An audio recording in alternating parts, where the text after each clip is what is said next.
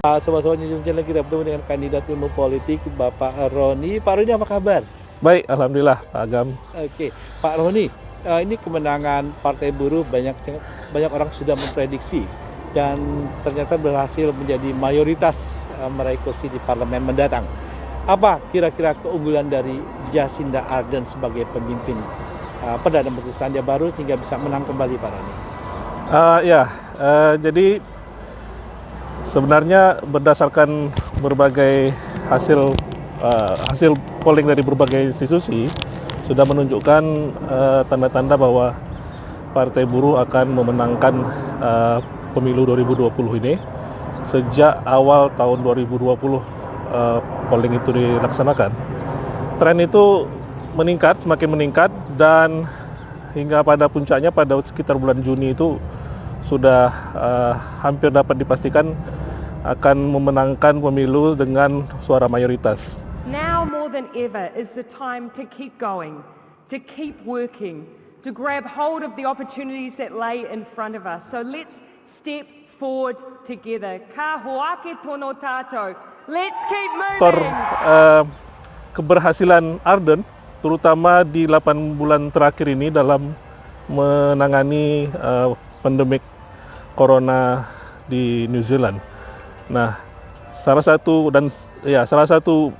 the biggest political achievement-nya Ardern adalah keberhasilan dalam menangani COVID ini. Selain faktor penanganan atau respons terhadap penembakan di Christchurch. Nah, itu yang membuat seolah-olah 2 tahun kepemimpinan Ardern, dua tahun awal kepemimpinan Ardern itu seolah tidak menjadi referensi yang penting bagi pemilih New Zealand, terhapus pakai tanda petik oleh keberhasilan penanganan pandemik ini. Tapi tantangan Ardern ke depan sangat berat, karena ini harus manajemen atau recovery dari COVID ini terhadap bagaimana mengatasi persoalan ekonomi, terutama hutang yang semakin besar untuk mengatasi persoalan ekonomi ini. Nah, ini yang membuat Ardern walaupun menang secara mayoritas dan kemungkinan akan memimpin sendiri di parlemen, akan dihadapkan pada hal-hal yang sangat menantang ini. Pak Roni, bisa dielaborasi, tadi ada 2 faktor yang buat Ardern unggul. Yang utama adalah penanganan COVID. Bagaimana sebetulnya achievement Ardern penanganan COVID? Iya, begitu COVID ini terdapat kasus di New Zealand, maka pemerintah Ardern langsung menerapkan suatu kebijakan yang cukup efektif, yaitu menerapkan sistem level alert level itu ada 1, 2, 3, dan 4. Nah, ketika tingkat penyebarannya semakin tidak terkendali, tindakan cepat dari pemerintah ini adalah menerapkan level 4 atau lockdown itu, lalu dengan sistem tracing yang ketat dan juga rapid test dan segala macam, dan itu didukung oleh kemampuan Ardern berkomunikasi kepada publik. Hampir setiap hari beliau tampil di televisi New Zealand bersama Dirjen Kesehatan, dan itu mendapatkan perhatian yang sangat besar, sangat luas dari masyarakat, dan semakin menunjukkan kemampuan atau skill komunikasi Ardern yang sangat efektif.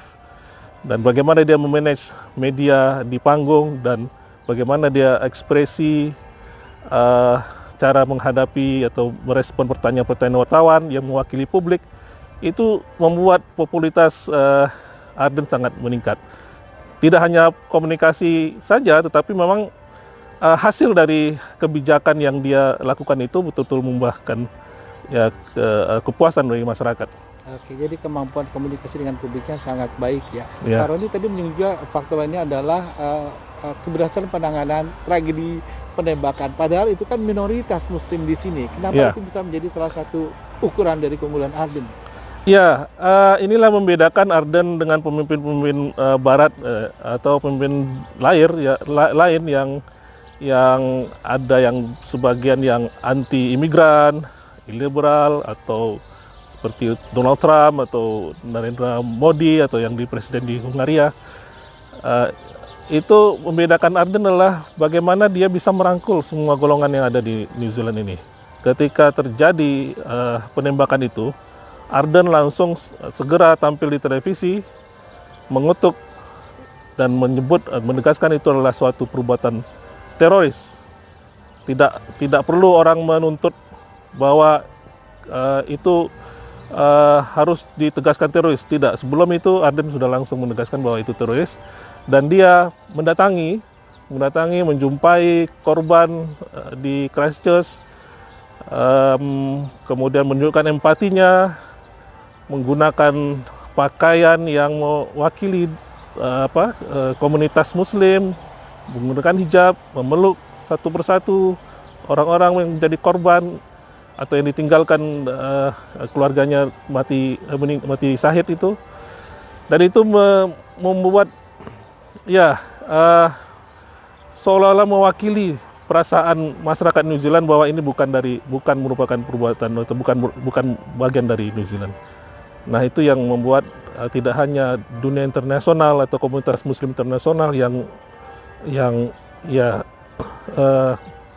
menjanjung sikap Ardern ini, tapi juga dari dalam negeri di New Zealand sendiri sangat mendukung dan apresiasi terhadap apa yang dilakukan oleh Ardern.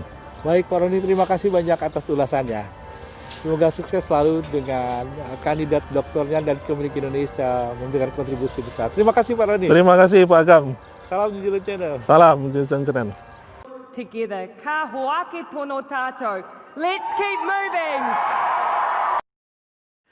Semoga informasi ini bermanfaat. Jangan lupa like, share, dan subscribe. Agam Jaya, New Zealand Channel melaporkan.